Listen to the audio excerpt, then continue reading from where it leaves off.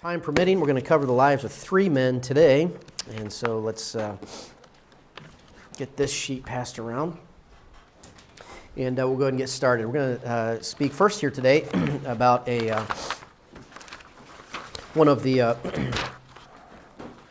early, not the earliest, but one of the early pioneer missionaries to Burma, whose name was Eugenio Kincaid. Eugenio Kincaid. He was born in Connecticut to godly parents, and he, at the age of 16, attended church at a Baptist meeting house and was, in his words, soundly converted there. And after his salvation, apparently he asked the pastor of that church for a book about baptism because he wanted to understand what the Bible said about baptism. So the pastor handed him a New Testament. After which he was baptized by immersion, and then he enrolled in a seminary in Hamilton, New York. Where's that at, Sarah?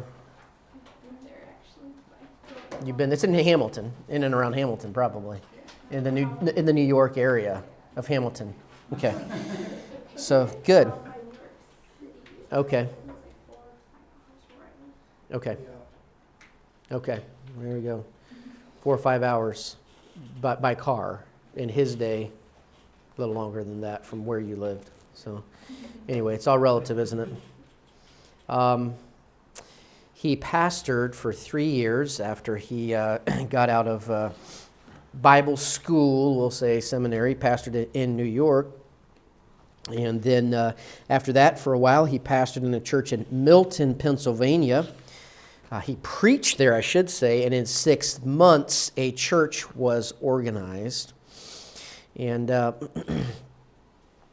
in the year 1828, the Baptist Association of Pennsylvania selected him to be their regional missions director. Okay, so we learned 2 things from that. Number one is that the Baptist churches in Pennsylvania, at least the group that he was with, were gathered together in associations.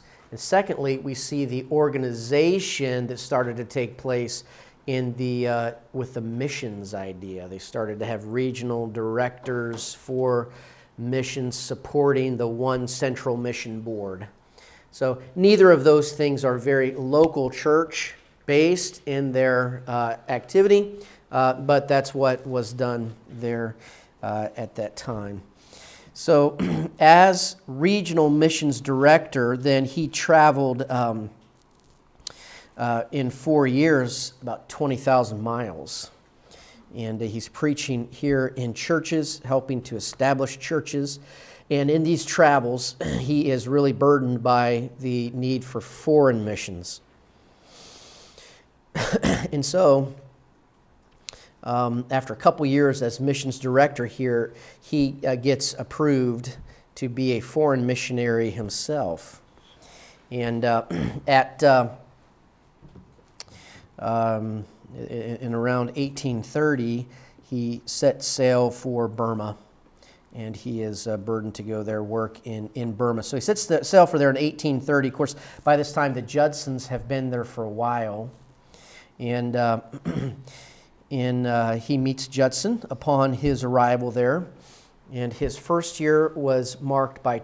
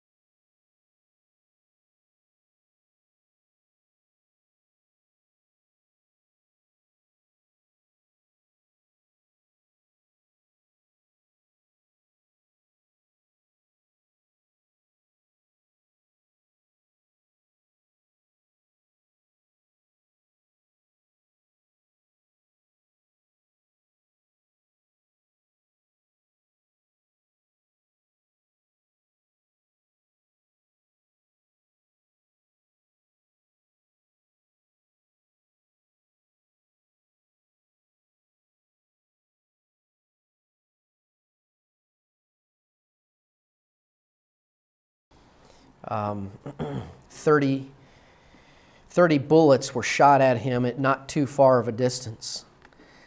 He's surrounded by 6 boatfuls of robbers. He's captured. He escapes. And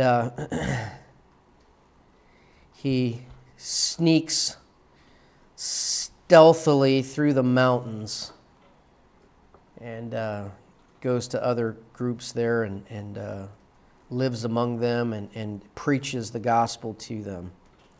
So his Rangoon headquarters was a place where he ventured out to, not to just preach and leave, but to preach, to see people saved, converted, and a church established. And he did that here among at least these 2 remote places. This is the type of men that went over to join with the Judsons. It's the type of spirit that they had. Not just wanting to do something, but wanting to do it and courageous and persevering through it. And how many men have we just looked at a few of them, how many men lost wives and children while over there? How many women lost husbands while they were over there? So the word sacrifice for these people was more than just, something that, somebody preached about one time. The word sacrifice actually had a face behind it. It had maybe a child's face or maybe a wife's face behind that idea of sacrifice. It had a whole family that they left back in the States that they weren't able to FaceTime with. It had a whole family of people that was a sacrifice. So just an inspiring life.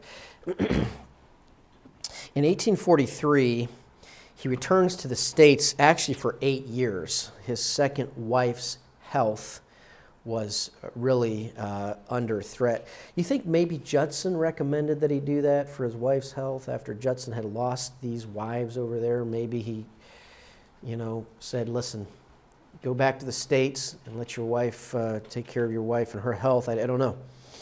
But he traveled throughout the States promoting missions. And in 1845, when Judson addressed the Triennial Convention, Eugenio Kincaid was there with him. And this missions convention in New York City, he addressed it. There's 2 years after he was back in the States. 2 years after that, in 1847, he is instrumental in establishing in Pennsylvania the Baptist University at Lewisburg. The Baptist University at Lewisburg. And he helped organize this, a place that's going to train Baptist men and women to go out and to evangelize and to pastor churches.